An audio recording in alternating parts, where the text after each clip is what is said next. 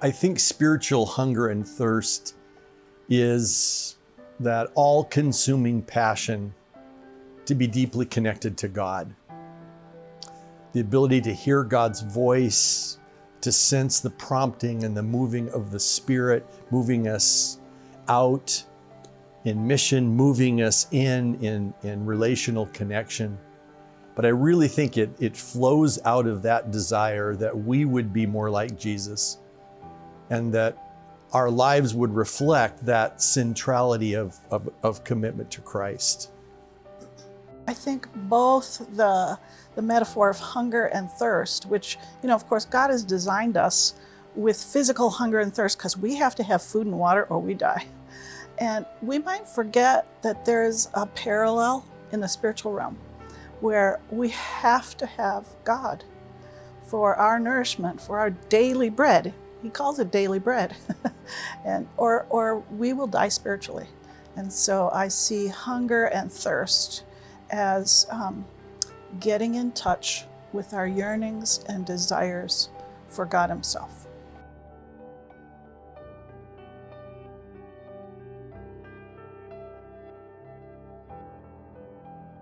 Church that Pam and I planted and pastored for 21 years, we would always begin every year with a season of prayer, a week of prayer.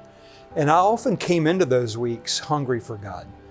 But what I discovered is that hunger didn't lead to satisfaction in a negative sense. It led to greater hunger.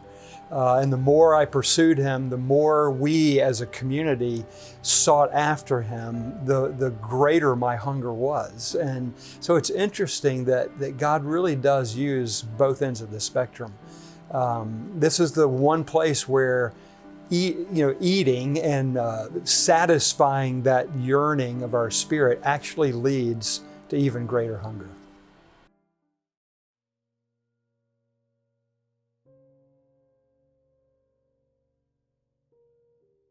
Part of what the Holy Spirit is trying to do is to draw us into a place where we remember how loved we are.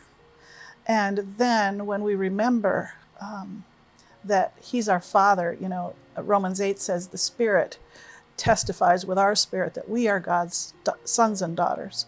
And we say, Abba, Father. So as we are drawn into prayer, I think we are given the opportunity to feel what we need to feel. I wrestle with being able to,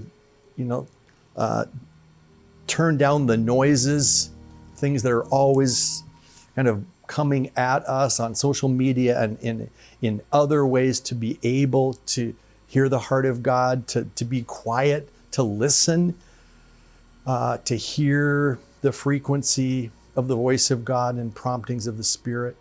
If we're not doing that, if it doesn't propel us deep in prayer, then we're missing incredible opportunities that God has for us.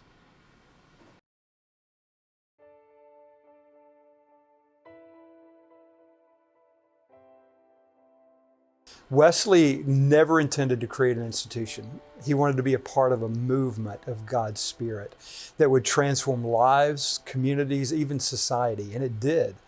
And that's what he prayed would continue in this movement called the Methodist movement. And we're deeply aware of our tendency toward institutionalism. And so what fueled this statement was this deep desire that we might be a movement again, that we would see the hand of God moving ahead of us in ways that transform lives and even the society around us. But I do believe that at this moment in our history and in global history, truthfully, it's time for us to just go, oh God, we are desperate for you, and more programs and more efforts at returning to what used to be called normal in 2019 will not get us into a fruitful, missionally effective kingdom future. So this idea, igniting a Spirit-fueled movement that catalyzes the multiplication of leaders in churches. That second half of the phrase is also something that we're just very aware will not happen unless the Spirit comes, unless the Spirit revives His church, unless we, the church, press into God.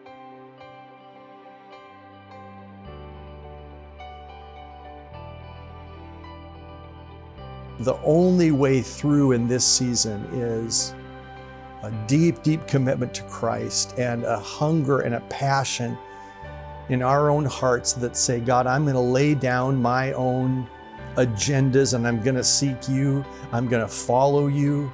I'm going to listen to your voice. I'm going to be in your word.